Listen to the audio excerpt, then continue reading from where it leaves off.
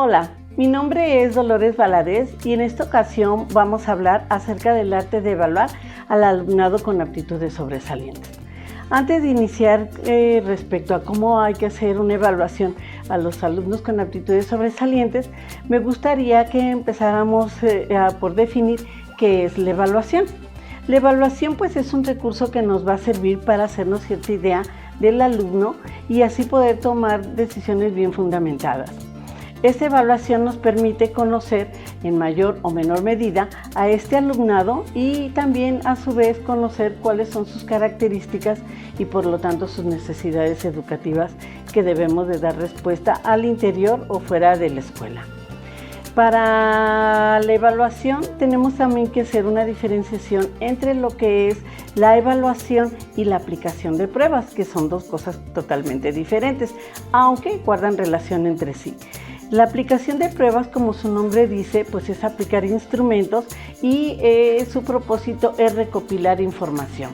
Dependiendo de qué instrumentos son los que estamos utilizando, es la información que vamos a recuperar. En cambio, la evaluación va más allá de la aplicación de instrumentos. Sí, implica que nosotros hagamos un análisis de los instrumentos y luego armemos toda esa coreografía, todo ese rompecabezas que vamos teniendo con las diferentes fuentes de información para poder tener una visión global de la persona que estamos evaluando. Para hacer una evaluación tenemos que trazarnos algunos propósitos y depende de los propósitos es el tipo de evaluación que vamos a realizar. Por ejemplo, una evaluación exploratoria es cuando nosotros queremos conocer pues quiénes son los niños en este caso que presentan algunas características que nos puedan hacer pensar que presentan aptitud sobresaliente. De hecho, en la propuesta nacional y en la propuesta estatal se está planteando cómo hay que hacer esta evaluación exploratoria, que es a través de las actividades que el docente va a ir diseñando a partir de una currícula para poder identificar a aquellos niños que destacan en la cuestión intelectual o bien la creativa o la socioafectiva o la psicomotriz. Luego tenemos la evaluación focal, que es cuando queremos nosotros enfocarnos en un aspecto muy específico de la persona. Por ejemplo, yo quiero saber qué niños, niñas y adolescentes están presentando a lo mejor características de trastorno de déficit de atención con hiperactividad.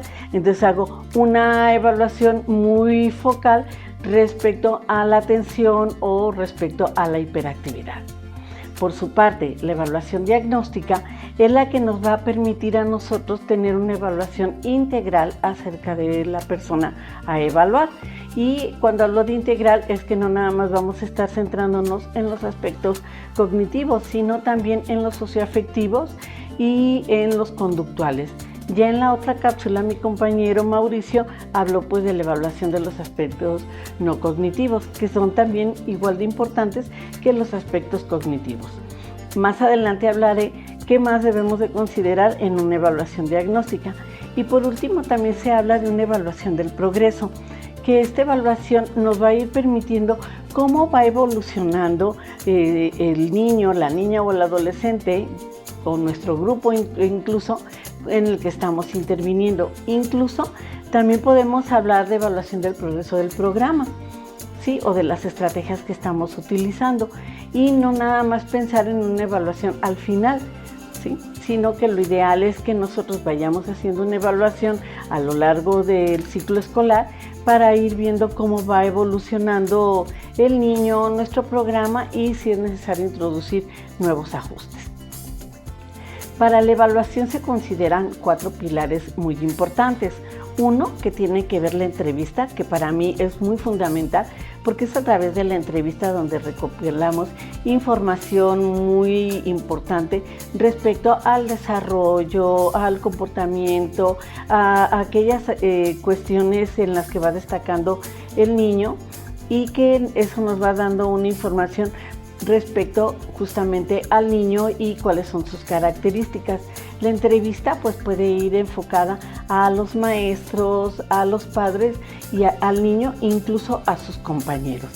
nos sorprenderemos de la cantidad de información que podemos recuperar a través de este pilar.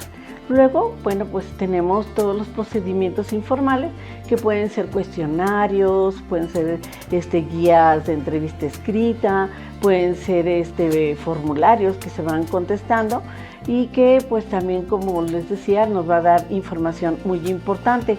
Estos cuestionarios pueden también aplicarse tanto a la escuela como a los padres y al mismo niño, niña o adolescente. Tenemos luego las pruebas con referencia a la norma, que son pruebas estandarizadas, preferentemente en nuestro país, y que bueno, vamos a ir tomando la decisión qué instrumentos son los que vamos a ir incorporando dependiendo lo que queremos evaluar. Ya lo habíamos mencionado en la evaluación focal, pues que dependiendo de qué es lo que queramos centrar nuestra atención, sería el tipo de instrumentos que nosotros vamos a utilizar. Y por último, no menos importante, yo creo que es igual de importante que los otros tres, es la observación.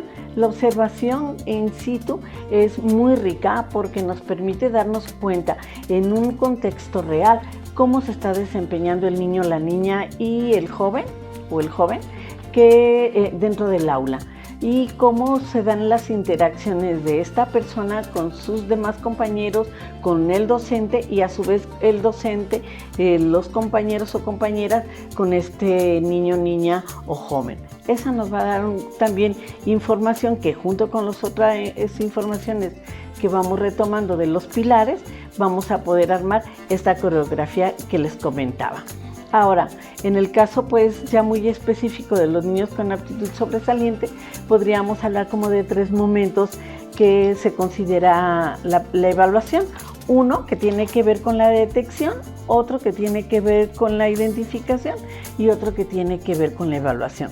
Son, a final de cuentas, 3 momentos donde vamos a estar haciendo evaluación, pero con diferentes finalidades y con diferentes estrategias. En el caso de la detección, pues lo que nosotros queremos es justamente identificar qué niño, niña o joven está presentando algunos indicadores de aptitud sobresaliente. Aquí es muy importante darle la oportunidad al 100% del grupo de ser detectado. Y bueno, pues aquí justamente es donde entran las actividades exploratorias, entran también los cuestionarios que nos pueden contestar los papás, el mismo niño, la docente, algunas preguntas que podemos estarles haciendo al grupo y que bueno, pues esto nos va a permitir ir tomando algunas decisiones, pero sobre todo hacer la detección. Posteriormente tenemos la identificación, que entonces esta consiste en confirmar la presencia o no de una aptitud sobresaliente. Aquí ya vamos a continuar trabajando con cuestionarios y también con algunos instrumentos formales diseñados para tal fin.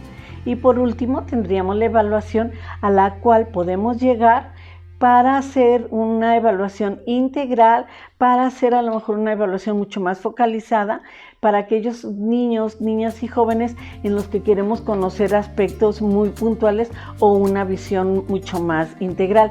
No es necesario que lleguemos hasta la evaluación si ya tenemos confirmada la presencia de las aptitudes sobresalientes a través de los otros procedimientos, pero la evaluación sí será muy útil también para poder tomar decisiones muy específicas en casos muy particulares.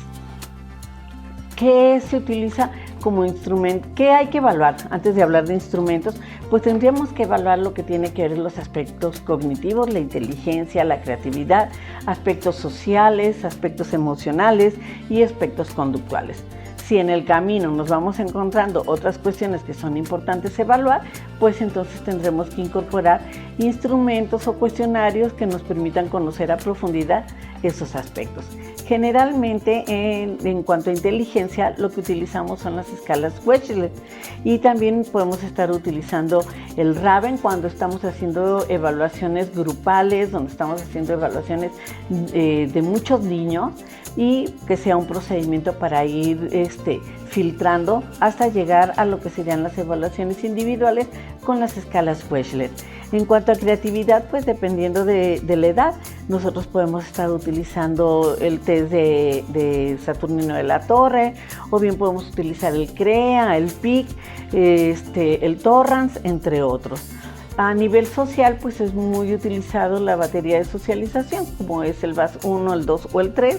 También se ha utilizado el test de adaptación para la escuela, para la familia y para la sociedad, que es conocido como el TAMAI. Pero bueno, como les digo, eso ya tendrá que ver en función de qué es lo que queremos muy en específico conocer. A nivel emocional, pues se habla de la figura humana, se habla de la familia, se habla de las dos figuras humanas. Podemos introducir también instrumentos mucho más específicos que nos van a dar información respecto al aspecto emocional, como también al aspecto conductual, como puede ser el SENA o puede ser los CONERS.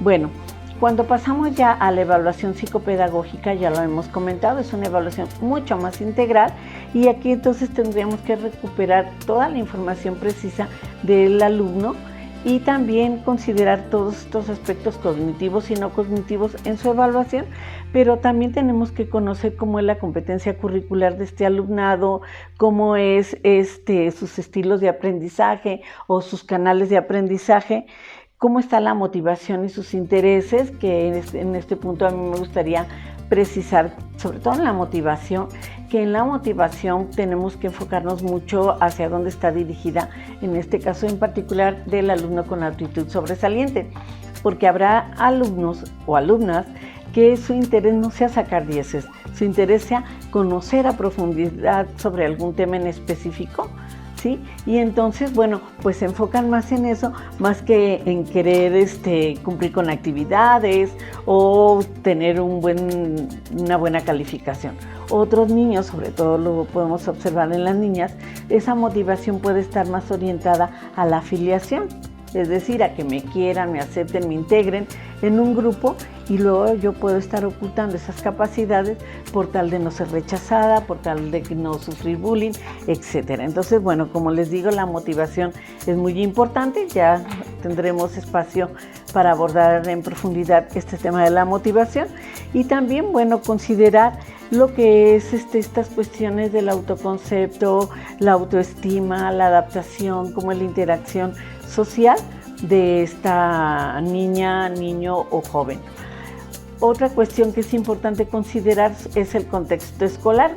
Yo comentaba lo útil que es la observación in situ, porque esa nos va a permitir conocer cómo es en tiempo real, ¿verdad?, en una situación real, el contexto escolar en el que está inmerso el niño, la niña o el joven, ¿sí? Y analizar pues estas experiencias de aprendizaje que se le proponen son de interés para esta niño, niña o joven, si son adecuadas, si hay que hacer ajustes, etc. Y por último, bueno, también es importante hacer una evaluación respecto al contexto sociofamiliar. Todo esto pues nos va a permitir entonces tener una visión global, integral del niño, niña y joven, y por lo tanto poder determinar cuáles son las necesidades educativas específicas que presentan este alumnado, y que la escuela, en conjunto con la familia, darán una respuesta educativa. Otro aspecto importante, ya antes de despedirnos, es que debemos de considerar que dentro de la población con aptitudes sobresalientes vamos a encontrar un pequeño grupo que van a presentar la doble excepcionalidad, es decir, presentan aptitud sobresaliente pero presentan una condición asociada, ya sea trastorno de déficit de atención, ya sea trastorno de espectro autista, ya sea algún problema específico de aprendizaje, de lenguaje, etcétera. Por lo que entonces, pues también dentro de la evaluación tendríamos que ir considerando instrumentos para confirmar la presencia de esta condición asociada. En la evaluación también encontramos, por ejemplo, para la cuestión de la promoción anticipada, pues toda una orientación respecto a cómo hay que hacer una evaluación para ver si el alumno o la alumna es apto para la promoción anticipada. Entonces, bueno, los lineamientos que marca la Secretaría de Educación pues son muy claros respecto a los qué y los cómo evaluar en este alumnado.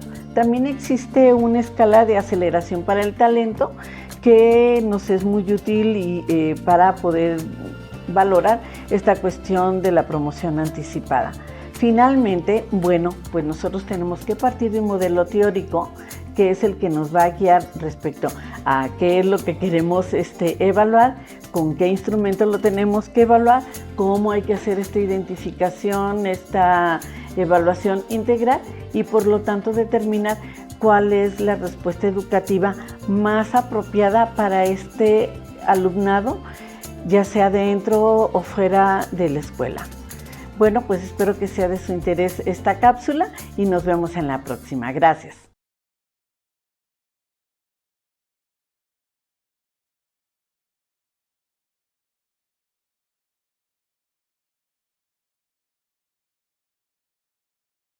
Secretaría de Educación de Guanajuato. Guanajuato, Grandeza de México, Gobierno del Estado.